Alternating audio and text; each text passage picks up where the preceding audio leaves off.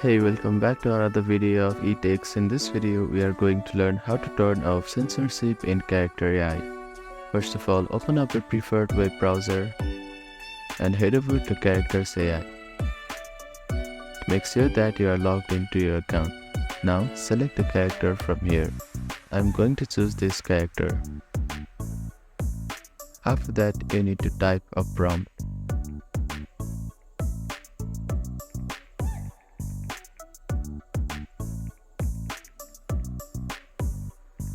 Make sure to put parentheses here.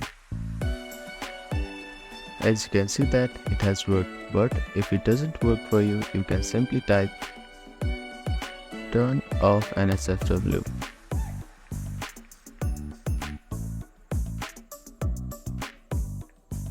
Now your censorship has been disabled.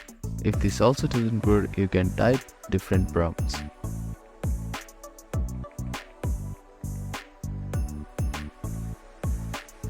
You can try these 4 prompts and you can disable your censorship in Character AI.